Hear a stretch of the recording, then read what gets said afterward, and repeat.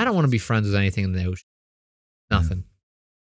I'm not even a kraken. If someone's like, hey, you want a kraken for a pet? I'm like, go to hell. If I could be friends with a kraken, that'd be awesome. No. That'd be great. Would it be talking to me? I don't know. If we could be friends with a kraken, I'm sure. We're talking about the realm of possibility. Yeah, like if it's a friend is like, is he going to crash on my house? I'm be like, dude, you got to get out of here. Like, crash on your couch. He's not borrowing money dude, from me. You've been here a week, man. Come on. Yeah, you're stinking up this place. Yeah. You keep farting up. Yeah. Farting All up the fish stuff. keep flying around here. Keep crapping out fish on my couch, man. I don't want to be friends with anything in the ocean. Nothing. Nothing. Drain it. I don't care. Murder all that stuff. I don't care. Like, I understand it's all good for the earth. Like, whatever. I don't care. Like, I got it. Like, I'm not saying you should actually drown. But I'm saying I don't want to be friends with anything in the ocean. I like waves. They're cool.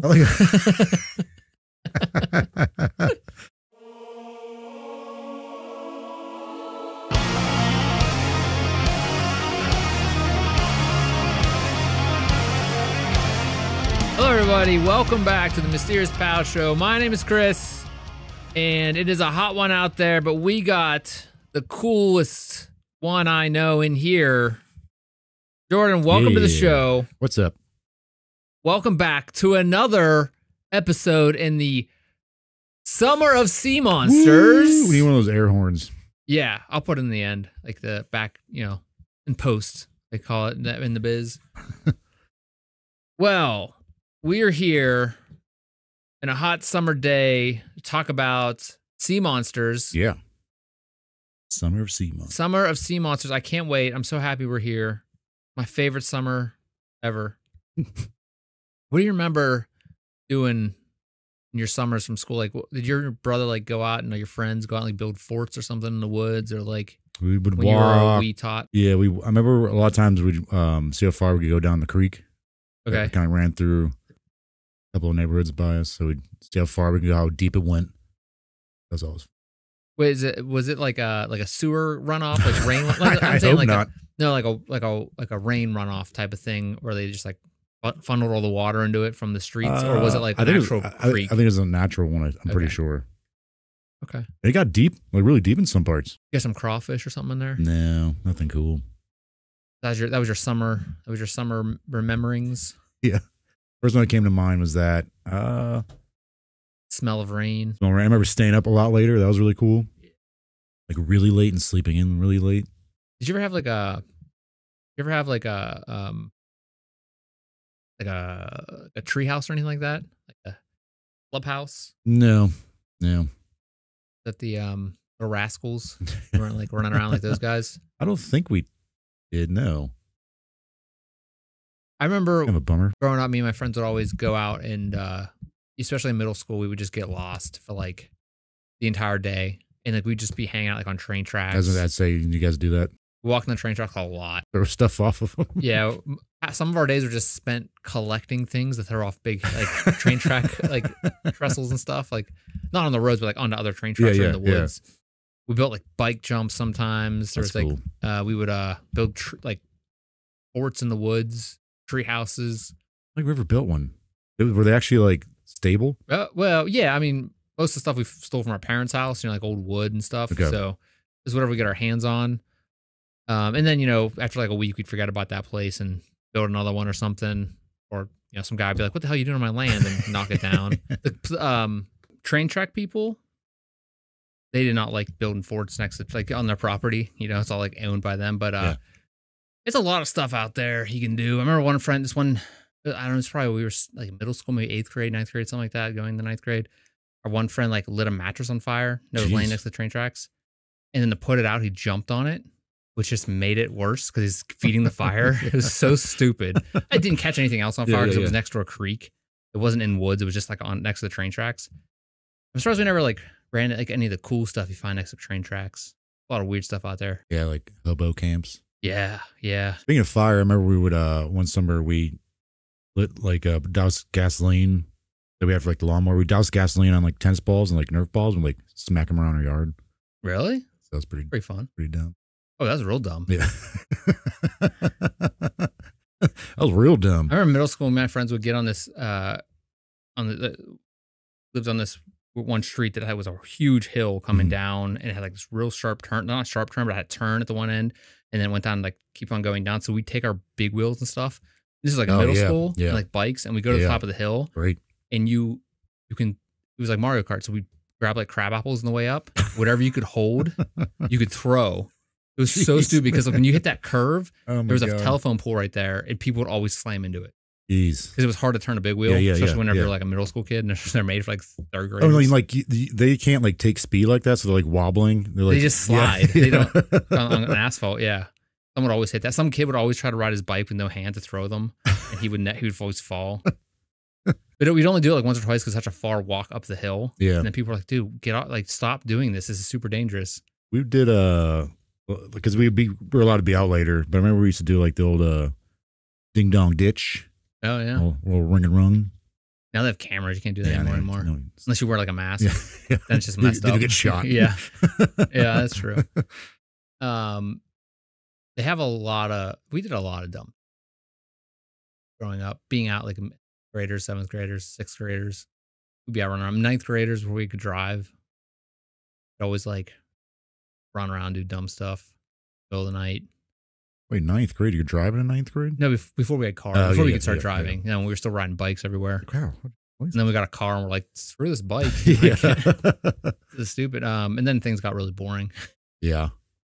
But we're not here to talk about boring. We're not here to talk about the summer of yore. Is that what it means? I don't know what yore means. Yeah, I think you did that right. The days of summer. The dog days of summer. Well, I'm glad you brought up the word yore. Good. So what do we got? So this week, again, this is the Summer of Sea Monsters.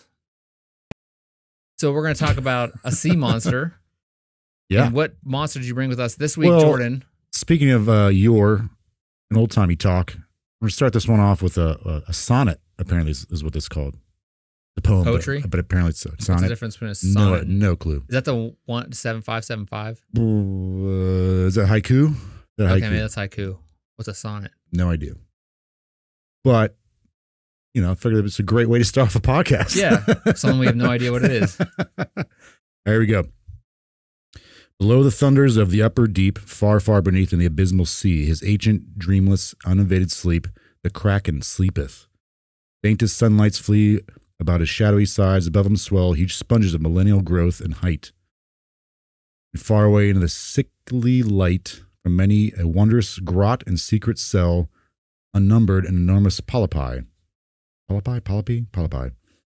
When now with giant arms the slumbering green there hath he lain for ages, and will lie battering upon huge sea worms in his sleep, until the latter fire shall heat the deep, and once by man and angels to be seen, in roaring he shall rise and on the surface die. Now, what any of that means, I have no idea.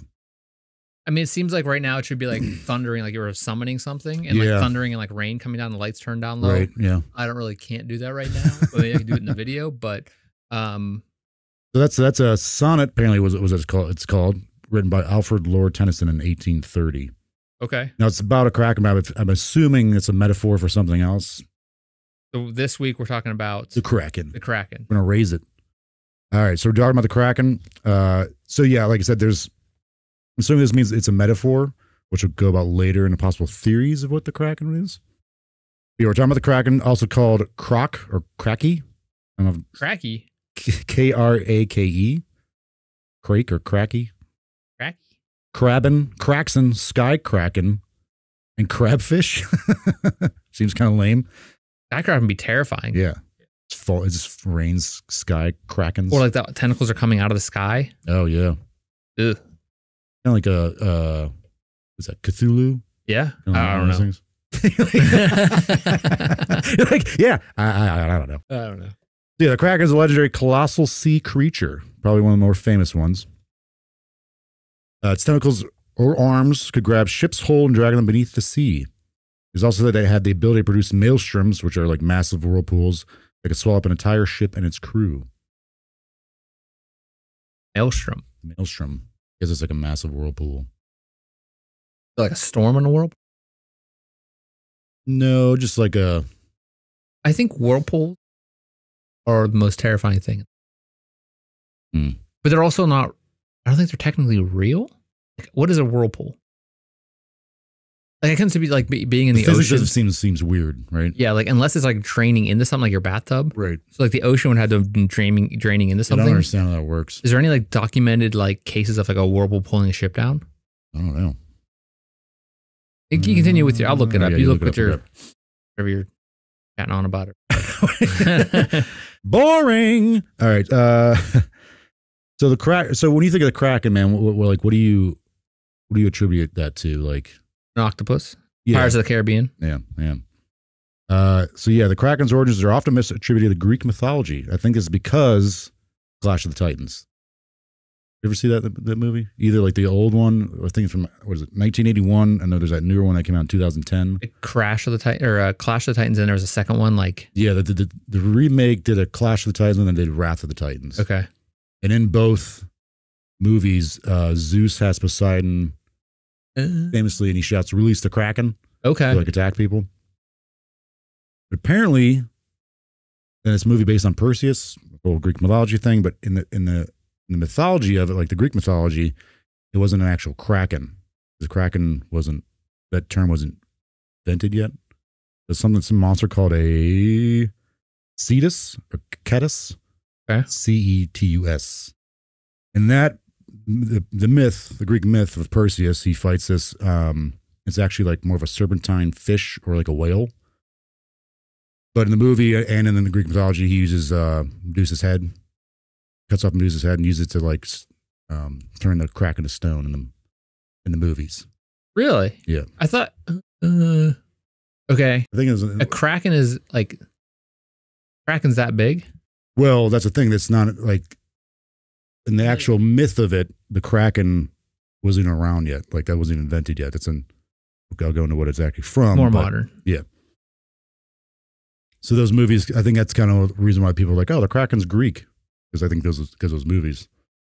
Also, and you mentioned Pirates of the Caribbean, the Kraken also, it's attributed to the golden age of pirates because of that movie. I feel like a lot of people think that Because of Pirates of the Caribbean. Yeah, but there really wasn't a thing where pirates aren't really. I think it eventually did. Like the origins weren't from the golden age of piracy because like that's the Caribbean where this Kraken comes from. It's actually a Scandinavian invention. Okay, so I always think it's weird that there's like a mythology wrapped up in the story of pirates. Where you have like Davy Jones's locker. Is that just more of like a modern thing that they kind of attributed to it? I think so, yeah. Okay, like Davy Jones and like. I think Davy Jones is a real pirate though, wasn't he? But like real life. And like what's that? But the locker thing though, there's like. What's the guy with the tentacle face? Is that Davy Jones? I like those first two movies, man. They were good. I like the first one. I don't remember the third one. I think the third one was not great. There was a fourth one, isn't there? And there's a like fifth one? 5.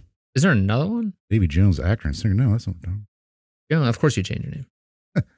Yeah, his name was Davy Jones, but I forgot. Did he go by a different name in the movie though? Like when he becomes the octopus face guy? Maybe not. No, I mean like that was like Davy Jones's locker. Like, isn't that what it's from, or is it? What's a thing that they put his heart in? Is that another thing? That's his locker. Was it the locker, or was it Kraken in the locker? No, the Kraken just came up. He like summoned it. So this is the first thing that came up for Davy Jones' locker. Davy Jones' locker is a metaphor for the oceanic abyss. Okay. The final resting place of drowned sailors and travelers. What's it? It's a euphemism for drowning. What's his ship called? Like it was like Flying Dutchman. That's what I'm thinking of. Yeah. Okay. All right. So there is whirlpools. They occur temporarily. It's when cold, heavier water slides under warm, lighter water. Rapid ocean currents are formed, the intensity of which depends on multiple factors. So it's like, I guess, colder water is heavier, so it like falls beneath quickly. Whenever really hot water and cold water meet. The famous one is the record-setting Saltstromen whirlpool. There's also another one in the Norwegian Sea. There's one. Okay, the biggest one is the record-setting one is between Deer Island and Moose Island in Canada. It's called the Old. Of course, that's in Canada. That's the name of their. That's the name of their island. That's nice. The Old So is what it's called. Is one of the largest whirlpools in the Western Hemisphere, reaching a diameter of 76 meters.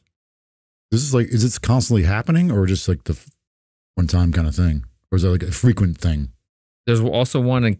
There's also another one, another well-known one in called the Naruto tidal whirlpool, 20 meters, and it's off the coast of Japan between two islands. There's another one off the west coast of Scotland and another one in Norway. So it seems like, again, colder waters meeting. Yeah. I mean, look at this one. Oh, you said one's in Norway, you say? Yes. So it is like it does pull stuff down. It's terrifying.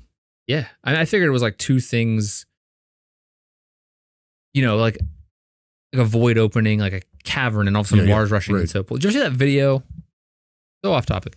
You ever see that video of like, it's in New York, I think upstate New York, and it was like back in like 1900s, early 1900s. Like a mine underneath a lake opens up and it sucks everything down. It's actually, because there's video of it, it's actually a lot newer than 1800s. But yeah, it's like might have been like the 60s or 50s then. But like all of a sudden all this stuff starts getting sucked into this big mine that get opened up underneath a pond, like a lake. Okay. Everything gets sucked down. Jeez. It's really crazy. I think it's in color, so it actually is probably, like, I'm dumb. Like, anyway. So there I'll show you later. So that's just, fiction, but there's other legendary sea creatures that often get lumped in with the Kraken, like the people like, oh, that's the Kraken, but it's not. There's two Greek ones, a Greek myth, Scylla or Scylla, Scylla, and her counterpart, Charybdis. Charlie Bittis? Charlie Bittis? Why is Charlie biting us? Both of who are talked about in Odyssey. I guess they're on opposite sides of the strait, and they both can create whirlpools, but they're, again, not the Kraken. This is so it's like a monster that creates a whirlpool? Yeah. I did research that one. Yeah, they're two. They're like counterparts. So like they're on both ends of a strait, and I think apparently that's where like the saying, or between a rock and a hard place, comes from, or something like that. And so they're like screwed either way you go. When I understand that Charlie bit us, it's like a monster under the water that creates a whirlpool to suck things into its mouth. Yeah, both of them do. Okay, they're both like that. There's also the Leviathan, which is, well, the biblical Leviathan. Oftentimes that's attributed to being the Kraken, but it's not. That's a sea serpent. Yeah. But they're all big sea creatures, monsters. That's kind of where that ends, because a lot of those are either human-like, whale-like, dragon-like, or snake-like. The Kraken is not.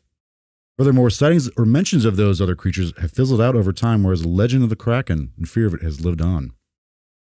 The Kraken's origins actually stem from Nordic or Scandinavian lore. Of course. Which I did not know that. I, for some reason, thought it was always like Greek or pirate kind of thing. A pirate kind of thing. Yeah, pirate kind of thing. And again, it's either Nordic or Scandinavian, and so I didn't know. I use those words synonymously. I didn't know there's a difference. You know the difference between Norway and Scandinavia? No, Nordic and Scandinavian. Is Nordic specifically Norway? No. Is that just another grouping? So Scandinavian means the countries of Denmark, Norway, and Sweden. Okay. Nordic means Denmark, Norway, Sweden, Finland, and Iceland. And there's a Scandinavian peninsula, which is Norway, Sweden, and the northwestern part of Finland. So wait, Scandinavia is not an actual country? No, it's like a region. Never knew that. I knew that, but for some reason I thought like Scandinavian and Nordic were like synonymous, but they're not. I thought it was the same place. I thought it was like one country. Not like Sweden, Scandinavia. Like, sorry. I think Scandinavia. The first mention of a Kraken was written in about 1180 CE. It was mentioned by a Norwegian king named Severe, or Severi. He claimed to see it while I was out at sea. Didn't really describe it, but he's like, there's something out there. It's believed that the Kraken roamed the seas between Norway and Iceland, and then between Iceland and Greenland, so kind of like both those areas, in that general area. There are two other similar creatures, which you talked about in last week's episode that kicked off our summer of sea monsters, that are almost as old as the Kraken in Scandinavian folklore. Hafgufa, which I think you talked about, yeah, and which is sea mist, and Lingbacker, which is heatherback. They were featured in the 13th century saga Ovar Odr. Those, again, these are kind of get attributed to being the Kraken as well, but The kraken, I guess, is considered a little bit older. He's just like, what? Why everybody got to steal my stuff? But all three of these are considered the size of an island, which I think you talked about. Well, like they would land on there and then suddenly start sinking. Yep. In about 1250 CE, I mentioned the kraken was in the Konungs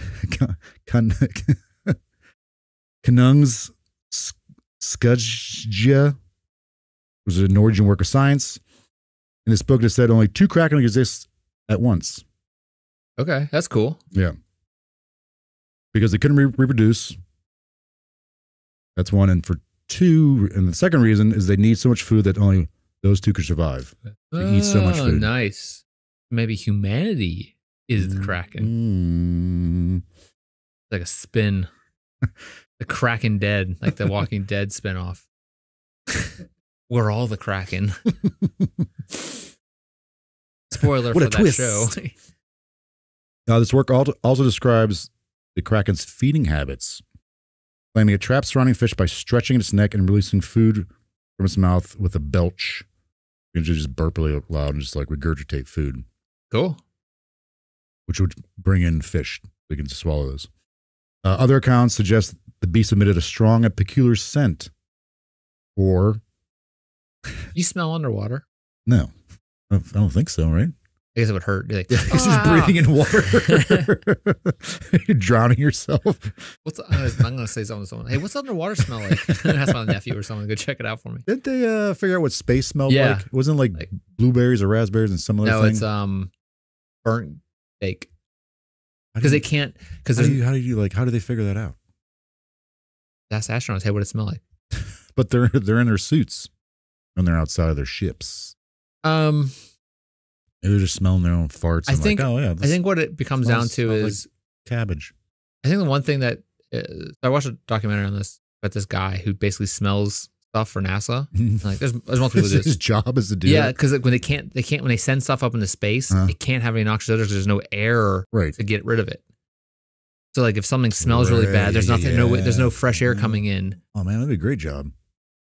But I think the word is that it tastes like burnt steak. I don't know how they would know that. Like you said, like yeah. How do you? Oh. Maybe when you're up there, you're like, oh. Anyway, why does that happen? What causes that? It's been doing it all day. You're low on sugar or something. Is it? Yeah. I don't know. It's weird. I'm not a doctor. Oh wait, I am a doctor, but not a good doctor. I'm not that kind of doctor. I'm not a helpful doctor. All right, so a useful doctor. So apparently the thing smelled, and sometimes it may actually crap when it wants to feed. By doing, yeah, it's just like either like belch and regurgitate food, lure in fish, or just crap. I mean, I had fish growing up. I know they eat crap all the time. Yeah, there's like that one sucker fish. Yeah. You know, like the the cloud of poop in the ocean. Which would attract. Run the other way when you see that, everybody. Well, that apparently becomes a thing. This crap would attract the fish, thus allowing it to eat. I mean, a kraken is so big. Would it be like the size of a boat? Man, yeah. You're like, oh, look at that log. Yeah.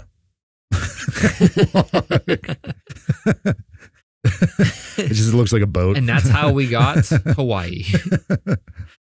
Many believe that before the kraken would surface, massive amounts of fish would appear.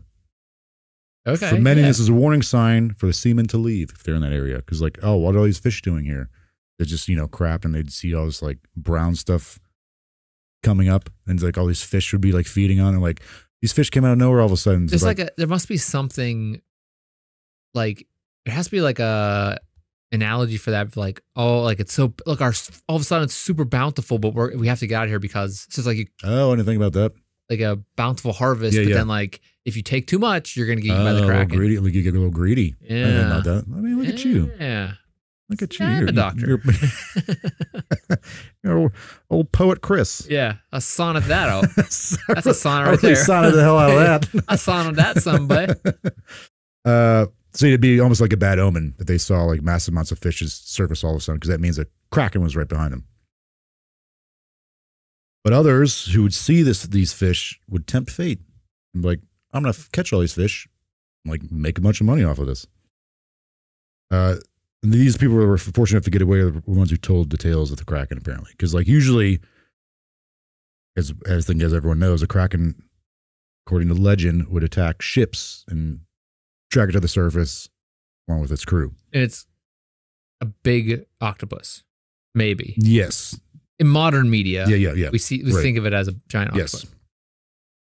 And we'll go into like how this, through the centuries, it starts taking shape in a different way than all these other sea creatures. Like I said, because like might have been whales or like serpent snake looking like things, but this goes on a different little path than these other ones. Because if you think about like all these fish coming up could be, whale, that's how they feed, a school of fish. But like at the same time, I don't know. Like what's the killer whales? They do that thing where they spin them around and like, the orcas. They like corral them and then they eat. Oh, the fish, yeah, they kind of like something like that. Apparently, I know I've been in somewhere, but it feels more appropriate to say it here. Some guys were even like, or seamen were even like crazy enough to actually like jump on the Kraken. Well, you have to. I'm not leaving without knowing what the hell this thing is. Which just seems crazy. And I guess if you said its name Kraken, it would just like let you go and go back down the depths. It's like high five you. Yeah. Like, all right, bro. You got it. You got me. You got me. That'd be like, I wouldn't do that, man. Jump on them and like, what do you do? Yeah. I'm going to just ride the tentacles. Because what was in that game we were playing for a long time? The Kraken would appear. It would get like really dark in the... Oh, Sea of Thieves. Yeah. It'd get like really ominous and like the sound would change and like... Yeah. To pick you up and throw you around. That was terrifying. Yeah, but like it could be like one of those... You never actually see it. You just see its arms, right? Yeah, but it could be one of those things like... what's that movie that came out recently where they ride the big sandworms? Oh, Dune. Yeah. Maybe it's like one of those things. You can ride the Kraken. Yeah. That Timothy Chalamet.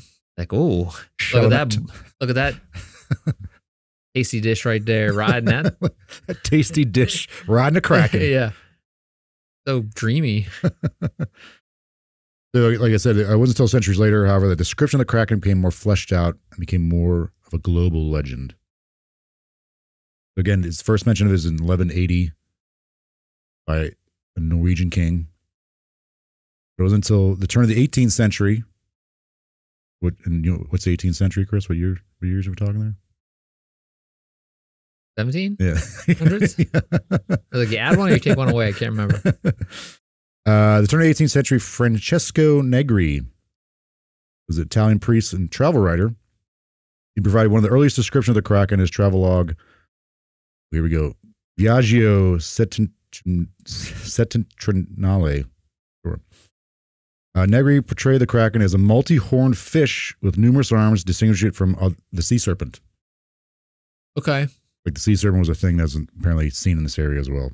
So it was a multi-armed fish. Multi-horned fish. Multi-horned with numerous fish. arms. Numerous arms. So Yep. both. Multi-horned and armed. Yep. That's kind of the first thing you're like, oh, what is this thing that if it's not a... And it's just an octopus. Right. Well, I mean... The horns, which is interesting. Not long after that, suck. a Dano-Norwegian... A what? Dano-Norwegian. So at one point, Denmark and Norway were one. Like Oh, a unified Dane. thing. Okay, Yeah. gotcha.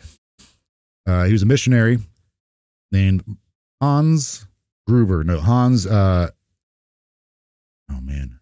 Jeede? E-G-E-D-E. He from the windmill place? Holland? No. Okay.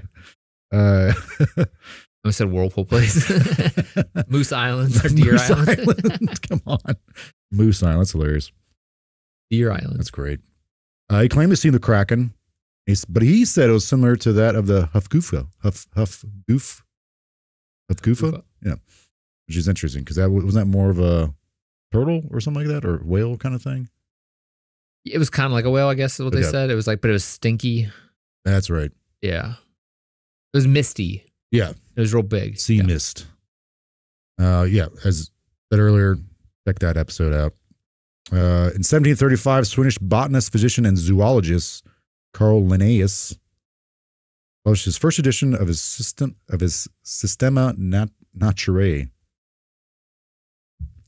Sure he did. Good for him. In it, he gives the Kraken a taxonomic classification as a cephalopod. So, An octopus. Octopus or a squid. And apparently also maybe a cuttlefish.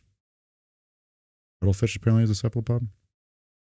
I don't think I know what cuttlefish is from South South Park. Park. I think. I was gonna bring that up, dude. Again, all of our knowledge comes from terrible That sitcoms. episode where they didn't read like the Apple agreement thing, and they had to become like a human centipede. Yeah, human centipede. Human centipede. Human centipede, yeah. Cuttlefish, yeah.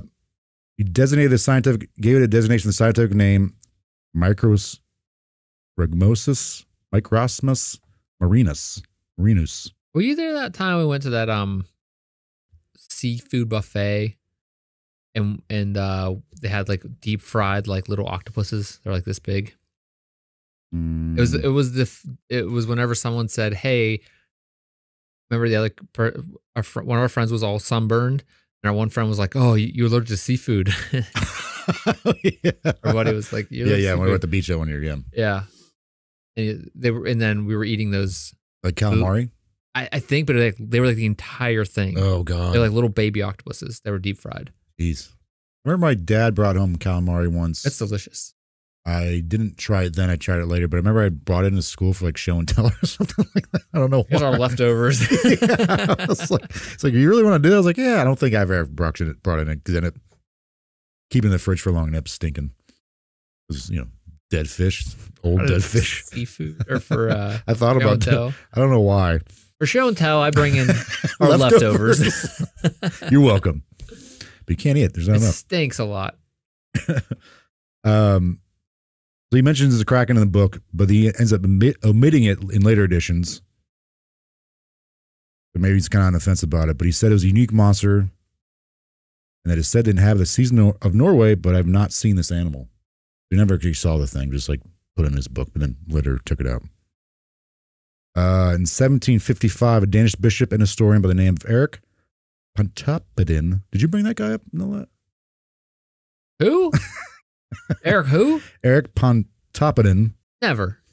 Published his book called The Natural History of Norway. And he gives the most detailed description up to that time of the Kraken, greatly distinguishing from the other legendary sea creatures. He describes the Kraken as round, flat, and full of arms or branches. It measures 1.5 miles across and was the largest and most surprising of animal creation. But he's, right there, he's either describing an octopus or a squid. Okay. Yeah, I mean, those things get big. Yeah. And they're terrifying. Yeah. Like, have you ever seen like a live octopus like at a zoo or something? Or aquarium? They're really smart. Really smart too. I mean, I always say this when people say things about animals being smart. I'm like, what? Did they invent guns? Okay, then we'll talk. then who's the smartest? They don't have opposable thumbs. Let's not talk about who's smart, okay? Don't tell me that. But apparently they're intelligent. Sure, everybody's so intelligent. No, but they're able, I remember saying that they're able to like pick locks and stuff like that. Sure, yeah. Sure, yeah. Oh, yeah, just like that talking monkey too that they had that did sign language and stuff, Sure, yeah. Erik, wait. Octopuses are terrifying when you look at them in person. Yeah. Like, and you're like, oh, God, like, yeah. All this the fluidity of them. Yeah, like the way they weird, move man. is what's weird. And the suction cups sticking to you, that'd be terrifying. Yeah. Imagine just being like doing that to your face and you're like, okay, bro. Like, and like their mouth, the little like pincher like mouth. A beak. Yeah. Kind of thing. I'd punch that thing so hard. There's that movie, I think it was on Netflix, about some guy that was like friends with an octopus. Yeah, I remember I was told to watch. I started watching and I'd stopped. Not because this is stupid. Not because I hated it or anything like that, but I was like, I don't feel like. I don't want to be friends with anything in the ocean. Nothing. I'm not even a kraken. If someone's like, "Hey, you want a kraken for a pet?" I'm like, "Go to hell." If I could be friends with a kraken, that'd be awesome. No, that'd be great. Would it be talking to me? I don't know. If we could be friends with a kraken, I'm sure. We're talking about the realm of possibility. Yeah, like if it's a friend is like, is he gonna crash on my house? And be like, dude, you gotta get out of here. Like, crash on your couch. He's not borrowing money dude, from me. You've been here a week, man. Come on. Yeah, you're stinking up this place. Yeah. You keep farting up. Yeah, farting all up the fish stuff. keep flying around here. Keep crapping out fish on my couch, man. I don't want to be friends with anything in the ocean. Nothing. Nothing. Drain it. I don't care. Murder all that stuff. I don't care. Like, I understand it's all good for the earth. Like, whatever. I don't care. Like, I got it. Like, I'm not saying you should actually drown. But I'm saying I don't want to be friends with anything in the ocean. I like waves. They're cool. I'd hang out with the waves. Sure, waves are cool. Yeah, waves are Hang out fun. with waves. But anything underneath the water, no. Yeah. If I can't see it, I don't want to know it's there. I mean, I don't want to be there. Yeah, I don't want to like anything deep, man. It's Yeah, hell that. No, there's a lot of weird stuff in the ocean. Oh, for sure. Yeah. Things we haven't even seen yet. And I don't want to see it. Drain it. Drain That's my platform for drain it. For my, when I'm running for office. Drain the ocean. No friends with sea animals. Paid for by Mysterious Pals. Yeah. All right. So Eric goes on to say, here and there, a larger rising observed like sandbanks on which various kinds of small fishes are seen continuously leaping about till they roll off in the water from the size of it. At last, several bright points or horns appear, which grow thicker and thicker the higher they rise above the surface of the water. These horns stand as high and as large as a mass of middle-sized vessels. Emerging from the depths with a reportedly strong, peculiar scent, the kraken opens its arms or horns, seizes and swallows his welcome guests, and converts them, after the due time, by the digestion, into a bait for other fish of the same kind. And as he apparently cites fishermen who've seen this thing, and they kind of reiterate that bad omen of if you see a bunch of fish appearing, all of a sudden, like, that means a kraken's coming. Yeah, well, it converts them. I don't like when you say that converts them. That's terrible. Converts them. I'm like, that's just like, unfortunate. Or converts them to like some weird like that's why we should drain the ocean. No kraken cults, okay? Yeah. So this gets published. All these things get published and start seeing notoriety around the world. And because of this, popular works of fiction are being written about the kraken, furthering its legend. It was mentioned, like I said earlier, in that poem by Alfred Lord Tennyson. I was in Herman Melville's Moby Dick, Jules Verne's 20,000 Leagues Under the Sea, and H.P. Lovecraft's Call of Cthulhu, which I've never read any of that stuff. Hell no. Those are like whenever books were like the only form of entertainment. And you're like, I guess I'll read today. It's like a 7,000 page book. I'm like, I got literally nothing else going on. I guess I could read this, but like, I'm not going to do that now. Yeah. You know what?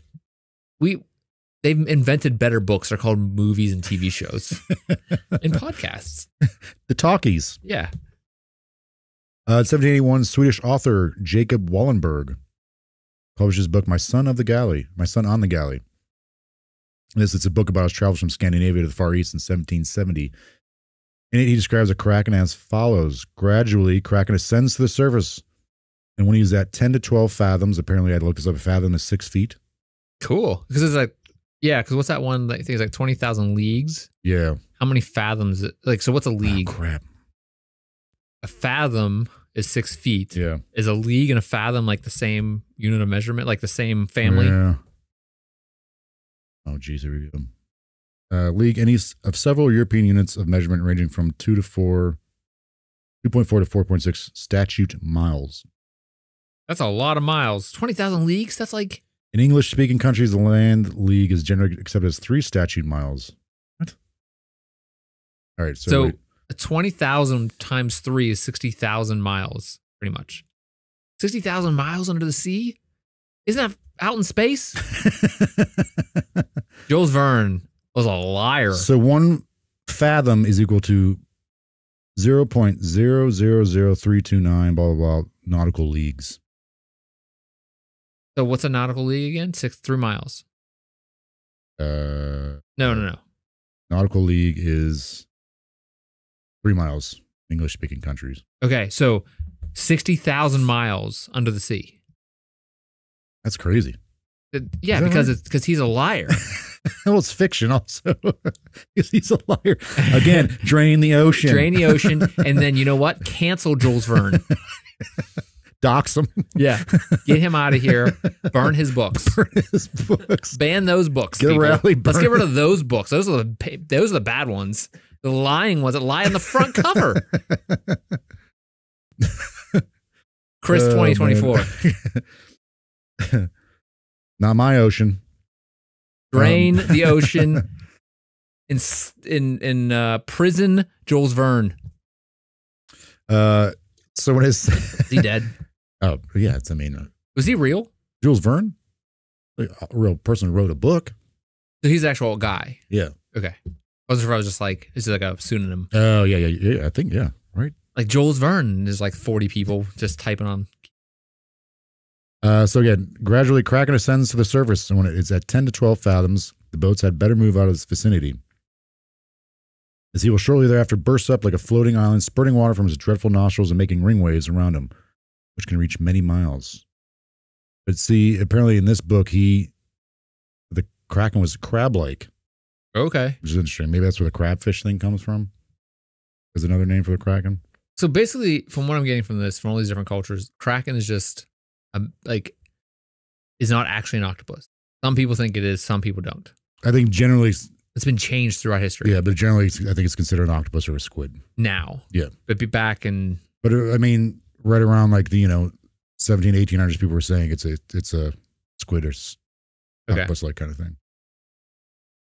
Norwegian natural. Oh, here we go. In 1853, giant cephalopod was found on a Danish beach. Norwegian naturalist. Just a guy. He studies nature, or like the history of a natural student of natural history or expert of natural history. So just a historian. Like, but natural. But like animal stuff. So wait, is like when we talk about history, we usually mean like human history, right? So historian is more human, like anthropology. Anthropological. Well, there you go. Well, there you go. Oh, there you go. So a naturalist is a historian, but on natural history, like I think so. Yeah. Nature, yeah, like animals and stuff like that. Ooh, okay. Will that also be a zoologist? I don't know. I think the zoologist is like someone who like current, like not ancient ones, like current ones. All right. Like I'm gonna tell them this is how this African elephant eats. Norwegian naturalist, oh boy, Geppetto Steenstrup. Nice. Say it real quick and no one will know. Geppetto Steenstrup. He took the beak of the squid. The rest of it was cut up for bait, apparently, and he used it to describe the squid. Describe the squid species as, Architethus ducks. D-U-X. Is it a duck? Architethus ducks. He's made a new giant species of squid. Okay. Giant squid species, sorry. And I was like, what the hell? I was like, what does that even mean? So I looked it up. I don't know if this website is right. I have it on here. Apparently it translates to most important squid leader. It's like from Greek and Latin. Okay. Seems silly, but whatever. As silly as hell. Yeah. Right around this time, whaling was huge. Whalers hunting sperm whale reported long arms or tentacles being regurgitated by the whales upon their death. Nice. There you go. That's a nice sight. You know what's a weird sight? A narwhal. That'd be a weird sight. Yeah, it has a horn. That big tooth. Is that what it is? A tooth? I think so. Yes, I don't think it's a horn. I think it's a tooth. Listen. I'm not a zoologist or naturalist. Naturalist. A naturalist. An ocean natural. I'm not into that type of stuff. Horn. Oh, wait, no. Narwhal. There we go. But like whales in general are terrifying. They're so big. Oh, yeah. They seem nice. They seem like... I've seen like those footage of people out in the ocean like kayaks or canoeing and the whale just comes right by them. Like they kind of come out of the water a little bit. I'm like... No. What all those like whales are like slamming into boats in like North Sea maybe somewhere around here. But like also, like if I'm gonna hang out with something in the ocean, I'd hang out with a whale. I guess I want to be friends with it. I like go to the bar and be like, all right, bro, But like they're so big, they seem slippery. Narwhal horns for sale. Jeez, man. No, I don't want that. No. It's a tusk. Which is like, okay, what's a tusk? Narwhal horn, actually a tooth. Is it a tooth? Yeah, a large tooth. Yeah. With sensory capability and up to 10 million nerve endings inside. Oh my God. Good Lord. How long can it be? How long is it? How long is it? Yeah. That's an ugly ass fish. Like something got jacked up in that line. That was a weird evolution right there. I tell you what. What? 17. Oh, that's 17 feet is a whole 20,000 leagues. Oh boy. Here we go. Fake news. What is it? 17 feet? Well, it can be up to 70 feet. The whale itself. I don't know. Oh, okay. So this only helped further legends of Kraken, of the Kraken. For decades, Johnny Krakens. For Johnny Krakens. For decades later, and even today, large squids are being caught and are documented. That was a squid that was washed up on the sea. I think that one was, wasn't like that one. I don't know. That's right. It was all cut up. I mean, still, like anything more, if you see an octopus or a squid that's like more than. Even like giant jellyfish, man. Those are really even like terrifying. I think the most poisonous thing in the world I read recently was like a jellyfish, like a specific type of jellyfish. So, I mean, I believe that. Jellyfish suck. Yeah. And murder those things too. That's why we should drain the ocean. There's a lot of stuff out there that's gross and killing. It's just because they're gross. Sharks. Just because they're gross. Ooh, yeah. Sharks That's are ugly. weird. Drain it. Yeah. Yeah, but like whales are jellyfish, whales. I even think about it gives me the willies. Yeah. The willy. Well, I don't know. You get the willies? Do you think it was just named after some guy named Will? Like, dude, you're being real creepy. Yeah, We're call it the Willies. It has to be that. It has to be. Like, what was it in Kingpin? Munson. Did you ever see Kingpin? Where he's a bowler. I remember like it, but I don't remember. Actually, I know I've seen it, but I don't remember anything about it. I just remember the one guy.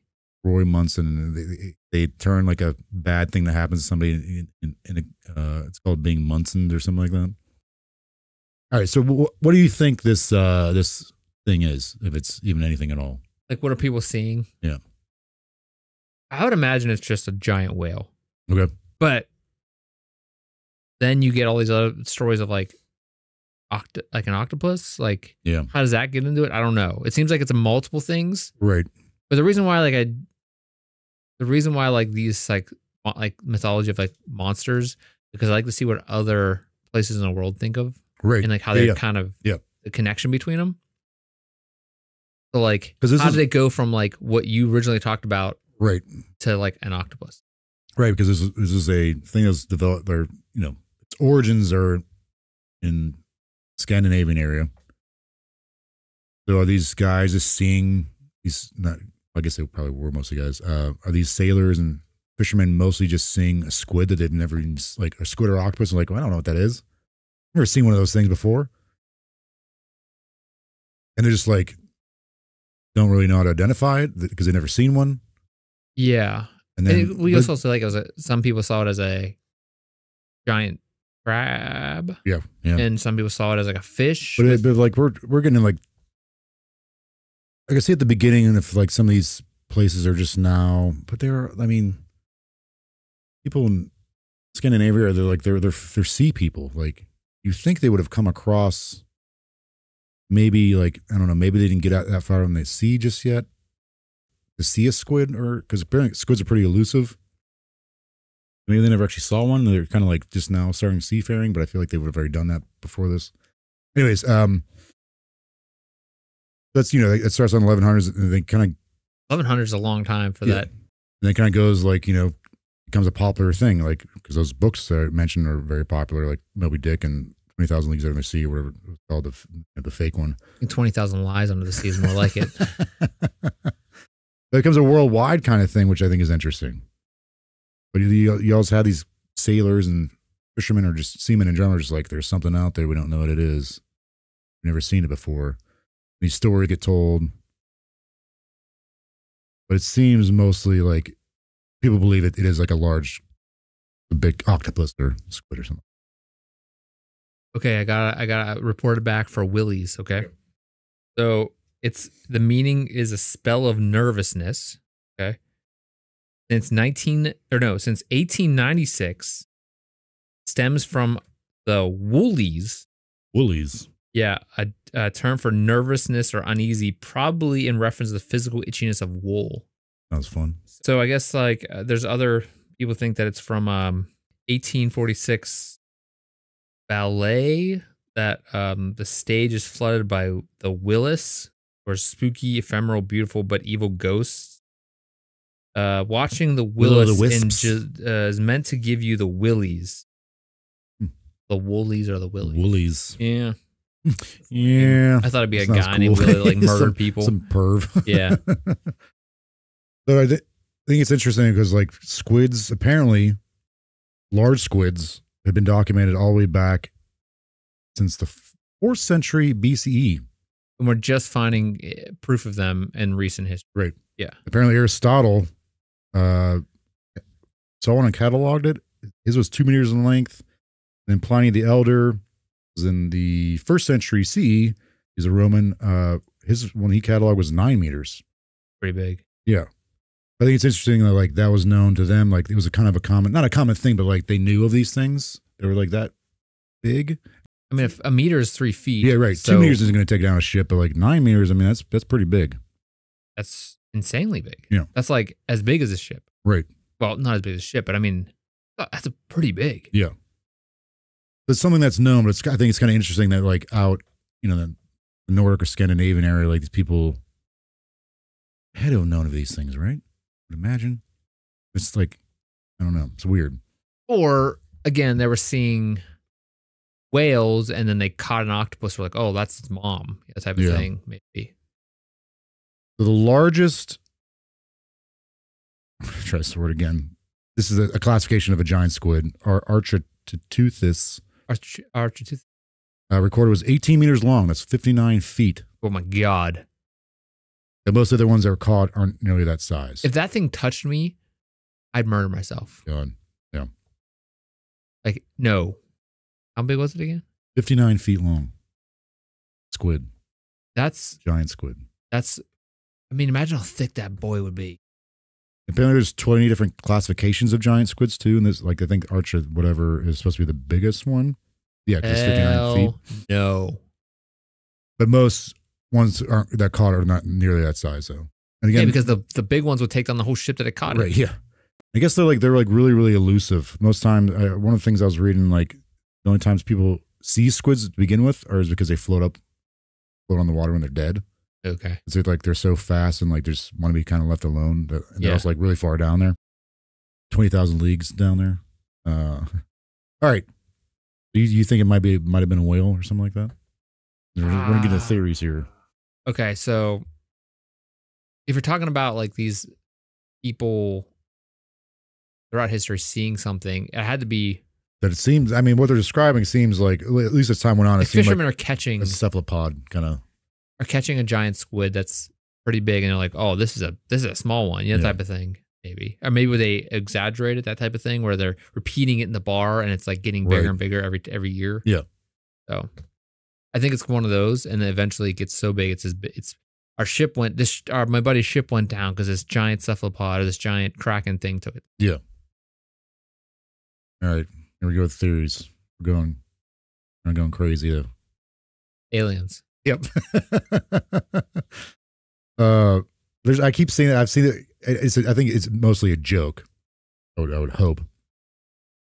But I've heard a lot of people I see memes saying like octopuses or squids have to be aliens. Like, have to be. Because they're just so weird looking. And there's nothing really out there like that. They're so smart. Maybe they just don't like humans. So they want to kill us all. But they're stuck in the water like, oh man. Yeah. They landed and can't get out of the water. Yeah. So there you go, aliens. Let's get that one out of the way real quick. So in 2011, this is the next theory here, a paleontologist named Mark McMenamin. Stumbling over the American name? There's so many M's. Mark McMenamin. Mark M. proposed, M&M proposed the existence of a kraken. He proposed the existence of a kraken based on the peculiar arrangement of an ichthyosaur vertebrae found in Nevada. Now, this is something the ichthyosaur was part of the Triassic period, which is around 200 million years ago. So, too long. Yeah. This theory suggests a giant cephalopod like a squid or an octopus played with its prey. So he's thinking this squid or octopus, this kraken thing from 200 million years ago, killed this ichthyosaur and arranges bones in a way that I guess maybe squids and octopuses do with their prey. They kind of build a fort with it or something the way the bones were this dinosaur's ichthyosaur, I think is like a dolphin. I looked it up. of like a dolphin almost, or like a whale. The way the bones were found, they're displayed in such a manner that they weren't like together, like most bones are found. They're kind of like put in a weird pattern. But wait, This guy is saying that a kraken might have done this. A kraken, quotes, this an old massive squid or octopus that they haven't quite discovered yet might have killed this thing and like kind of ornated the bones in a certain way, like in symbolic kind of way. Wait, is that apparently everyone's just like, this guy's a joke. Because like I saw something recently, like I was watching I didn't read a document. I listened to a documentary, watched a documentary about how it's like that thing we see in TikTok now, like how there's like that theory, or not, I'm not even going to say that it's a theory because it's so stupid. I just reach through the phone and smack people in the face. That like if dinosaurs are real, why is our bones everywhere? Like there's people that don't think like dinosaurs are actually real, that they're fake, and like those people are so stupid. You're out there. Anyway, you and Jules Verne. Jules Verne. Like that type of thing is so insane, but the science behind like actually making fossils is so crazy that it's so like it has to be perfect. Yeah. For like the situation of how the fossils get made. So this thing was a fossil, or was it just the bones they found? It was a fossil. Fossilized. So it has to be like the bones though that were in the fossil were like arranged in a weird way. Like they didn't, like, but that could be for any reason, you know? Yeah. This guy's saying like, oh, maybe there's an ancient kraken that's part of the Triassic period.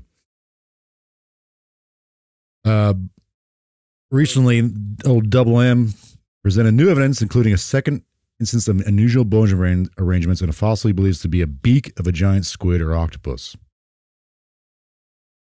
However, though many scientists remain convinced, arguing that the natural process or scavengers could explain the bone patterns without invoking the mythical sea monster. Yeah. Right? Yes, obviously. So even if the thing was a real thing back then, it wouldn't be around now, 200 million years later or more. You know, was that Loch Ness guy? I mean, the Loch Ness monster. He's still around, right? He's still floating around in the lake. All right, so now we've got giant octopus. Because in most art I've seen, it's usually depicted as being an octopus, like the head shape. Because the head shape of an octopus is like more rounder. Yeah. And like a squid is more like a triangle kind of pyramid looking kind of thing. Like a torpedo. And longer, yeah. I think a squid doesn't have as long arms as an octopus. It has two really long ones, but then it has like, tinier ones. Yeah. Squids suck. Yeah. Octopus is way better. But it's interesting because most art depicts it as being an octopus, which I think is interesting. Apparently, and I guess this has been highly debated and doubted. The Guinness Book of World Records claim that the largest specimen ever found of an octopus was 600 pounds with a tentacle span of 30 feet. This was a giant Pacific octopus, which is a real breed of octopus or category. But 600 pounds? 30 feet? 30 feet's hell, but like 600 pounds ain't that bad. Man. Look at those, like a tortoise, like one of those Galapagos tortoise, like those things are terrifying. I mean, they're cool. That's something I could hang out with, you know, ride that thing around. But those things are giant. Yeah. I know they live like hundreds of years or something like that, crazy like that. Not a naturalist. But like, those are pretty heavy too, you know, like I think about some land animals that can get to be that heavy, you know, elephants and stuff. So like being in the ocean, I mean, a blue whale was gigantic. Yeah. So it's not that far off. And I saw something too. Let me see if I can read real quick. There's a theory that says the Kraken sightings could be attributed to tectonic activity and seismic events. According to this perspective, earthquakes or underwater volcanic eruptions may disturb the oceanic equilibrium, prompting massive creatures to ascend from the deep. Okay. This theory proposes that such events could temporarily displace deep sea dwellers, bring them closer to the surface, and thereby increasing the likelihood of encounters with seafarers. Because there has to be some massive things down there, I would imagine. If you're able to live down there, like that close to the ocean amount of floor, pressure and stuff, you'd have to be like pretty big and sturdy. Yeah. Right? Or really tiny, I guess. Oh yeah, with that. Either or, I imagine. I don't really know. I'm not a. But there's like no light down there. Remember how ugly those things that live down there are? That's why I drain and murder them all. Like, yes. And we talked about this before, like all the stuff that's dead is just on the bottom of the ocean. Yeah. So like, yeah. Oh yeah. That'd be terrible. And they found like they'll occasionally find sperm whales and they'll have like these massive like marks on them because I guess like squid and whales are like natural enemies. Oh, okay. And it's kind of interesting. Squid or Squid. Okay. Yeah. Ugh. Imagine that battle. But so that one that supposedly weighs 600 pounds, it's a breed of octopus called like giant Pacific octopus, which is real. But they normally only usually weigh around 33 pounds with an arm span up to 14 feet. Pretty big. And it's still big, yeah. Maybe it's one of those things where, like, weighed it whenever it was like right out of the water, so it's all like floated like with water, and then they like let it drain out. And they're like, okay, wait it now. You gotta drain out the ink from it. Yeah. Oh yeah, they do that. Octopus does that. Yep. This next one seems to be the most realistic. Realistic, yeah. What most scientists think is what these people were saying, and just didn't quite understand it. A giant squid, which is what that architect, whatever it was. The what? The Archipithecus. Architeuthis. Okay. I think Archipithecus is like a Bigfoot. I don't know. Anyway. There's 20 different breeds of these giant type squids, and maybe like people were seeing different classes of those, like 20 different things. So that's why there might be kind of varying things of why, like what they were seeing, how they might be depicted differently. Like I said, like the largest one caught was 59 feet, which is insane. That's horrible. Yeah. It's terrifying. Yes. You meant like, that's the most common, like believed thing that people think. Scientists think this is what people were saying. They just didn't understand that. Oh, it's actually just a squid.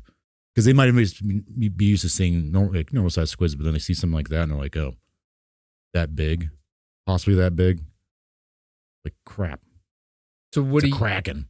So is that all your theories? Yeah, one more. Okay. We got a couple more here. Okay.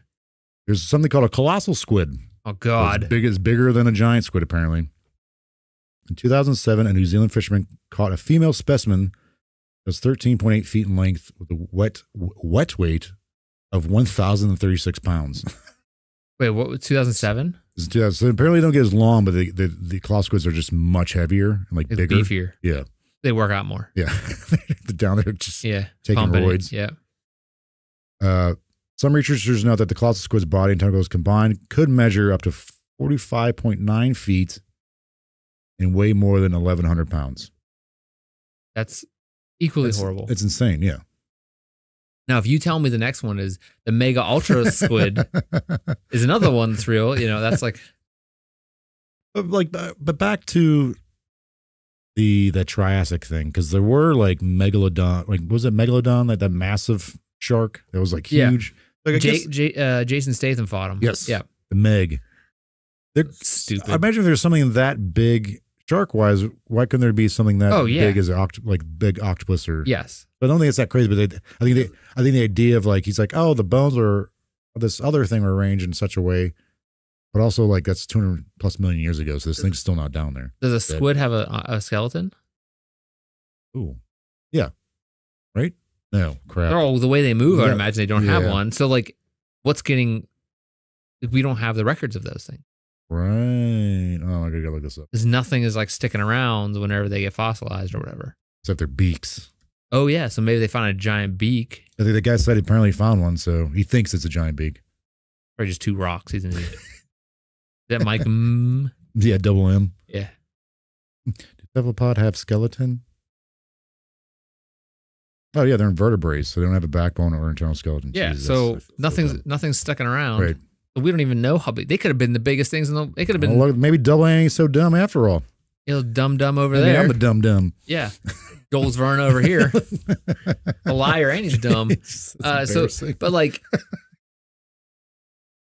I mean, could you imagine? There could have been ones that were bigger than the biggest ocean. I mean, like they said like something. At one point there'd be something that big down there, but it wouldn't be still alive today, I would imagine. But I mean, like, you think about like the amount of like giant fish they talk about, like how big things were in that Triassic, like those different times. There had to be invertebrates that were even just as big as those things. And like you said, like we're just now getting squids, like capturing squids on like videos. The videos of them, like big ones. So it's like maybe there's bigger stuff down there, bigger squids and bigger octopus down there. And like that one thing I read, maybe something happened underneath the ocean waters. So these things had to come to the surface. I don't know. So that's like possibly actual animals these things might have been seeing. But going back to that poem I read, the Tennyson one. Sonnet. Sonnet, yes, thank you. Apparently he wasn't actually like, okay, is that a metaphor, allegory, or simile where you're talking about one thing but you mean another thing?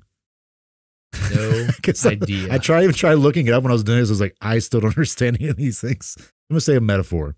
Listen, I should have. Language arts. She's probably in bed right now, so I could say we English text our language friend, arts, but like definitely any of those sleeping. things that they, whatever they call it, the topic. I have no clue. Like, I have no idea. I barely can use punctuation correctly. We can't even say most I don't even know where you words. put commas. Like, I don't even, periods are like out the window. Right. So clearly he's. Every end sentence I write has an exclamation point. Yeah. There's a lot I don't understand from the sonnet, but clearly there's a mention of a kraken living underneath the ocean floor. Comes up at some point. But I like Googled, like, what does this actually mean? And a lot of people were saying how it's dealt with the author Tennyson's own like fears. People were like, oh, it's a changing of society, that like advancement of society going on at the time when he wrote it. Like I think the Industrial Revolution was going around this time. Oh, Industrial Revolution. Yeah. So maybe it's like it's personifying the fear of maybe what he was going through, maybe what other people were going through. So maybe going back to these fishermen and seamen, is the fear of the unknown. Like, so they don't really quite, and I think we talked about this before with other things, and especially last week. They're seeing something, but they don't know how to identify it, or they're putting their own projections on like the fear of the sea, the abyssal, like the fear of the abyss, the uncertainty. They're maybe projecting these things, making it bigger than, blowing out of proportion kind of thing. So they might have actually saw a squid or an octopus and just like their own fear projected it, intensified it. Something along those lines, I guess. I think it's common theories around like how we can't explain. We always have to think something that has to be explainable through something caused this tragedy. Right. It wasn't just the earth or natural forces. It was like, there had to be a monster that caused my husband's ship. Right. Yeah. Exactly. Yes. It wasn't just the ocean or like bad sailing or like the winds or the storm. It had to be a god, or like, they personify everything. Yes. Maybe there's like a moral, like you even said, like you said it, which I didn't even think of, like with the fishing, like maybe it's an overfishing kind of thing. Like don't overfish, otherwise, Yeah, don't be too greedy. Yeah. Because that might be a metaphor or allegory or whatever disaster. for either like your family or for like the country itself, like your country or Cautionary something. tale. Yes, yeah. Maybe that's what it is. Maybe it's a cautionary tale. So is that all the theories? Yeah. So what do you think? I think they definitely were seeing a squid or something like that. Now A big squid. Yeah. Now was it actually attacking their ship? No. Was it actually like grabbing people and drowning them and like eating them and killing them? No. But I think. Or was like a guy was like, I don't like him. Push him over. Like, oh, the squid got him. Yeah. But it is interesting though, because squid and octopus, they do like muddy up the water sometimes. Like Wink. Yeah. Yeah. So maybe like I do think they probably were seeing something like that down there.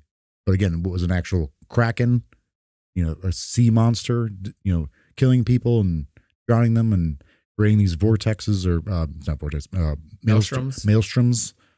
No. I think it's one of those things where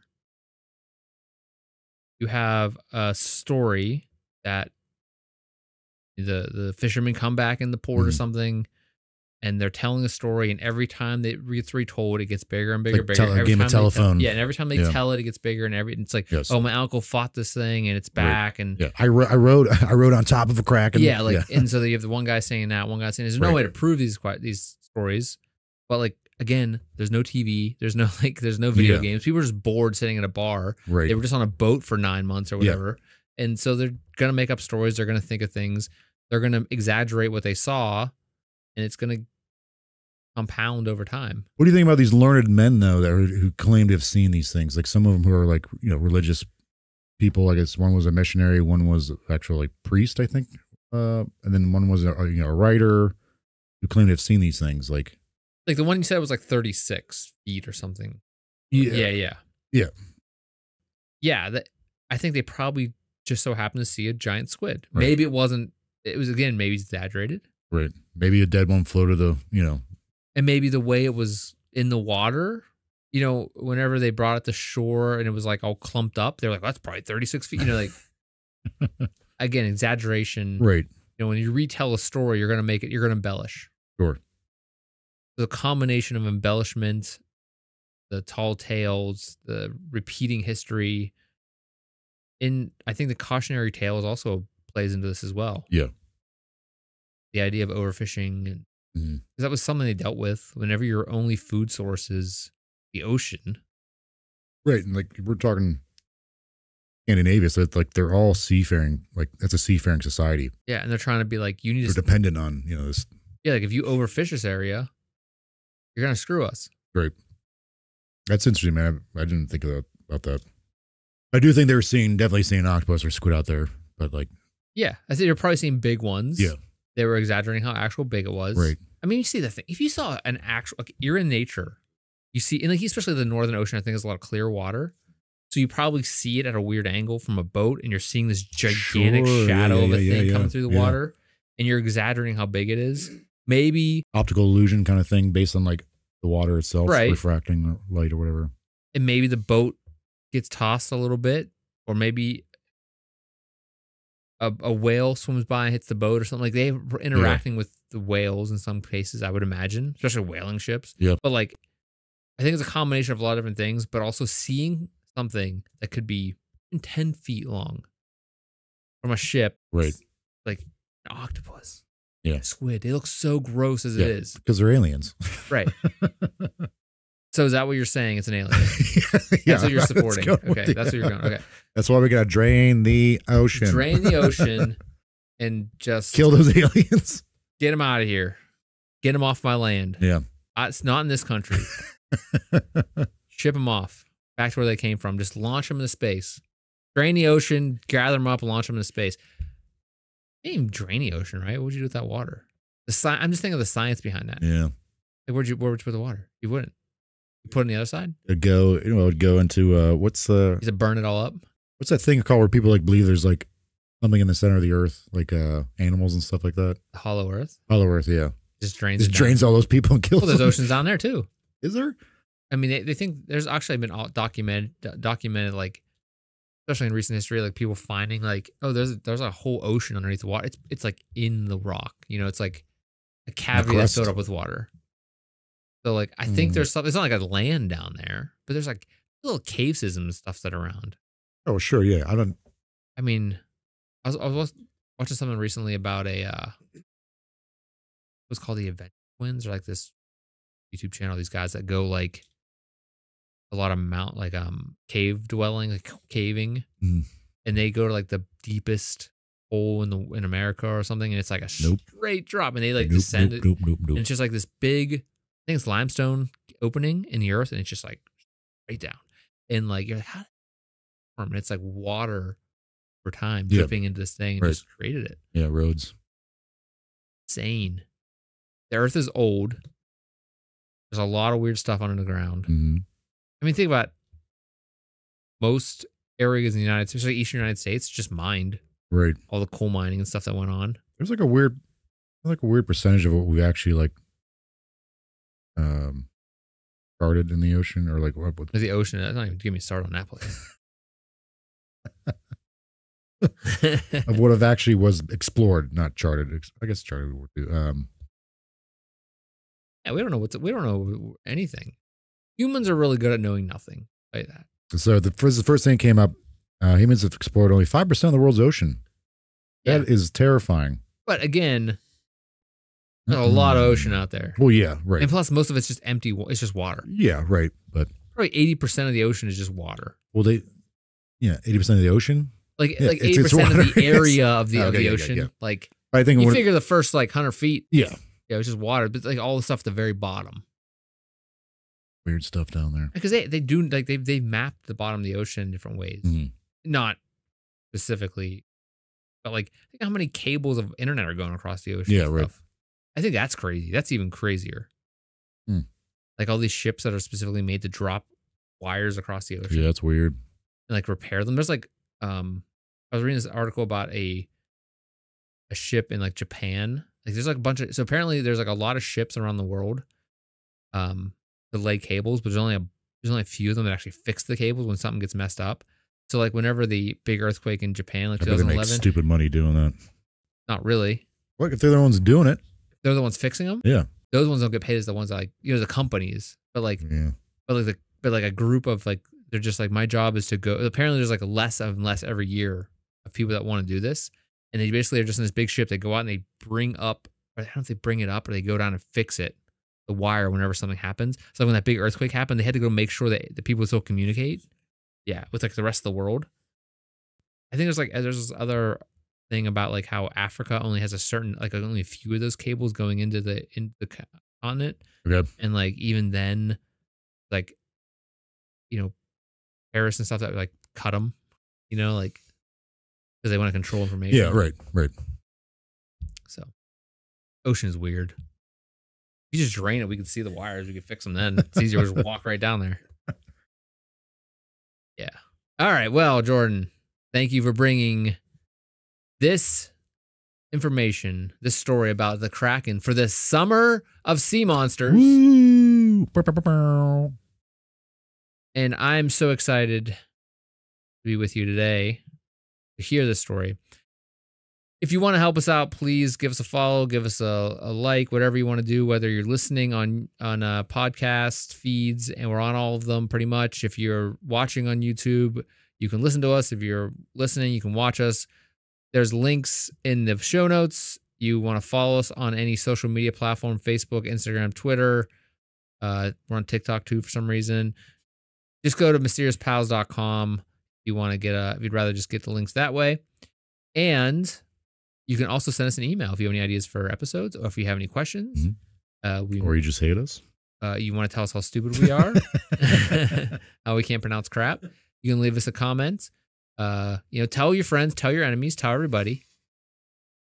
You hate someone, send them some links. You hate any person. They can listen to our tangents. Yeah. Just send them a link and they'll hear us.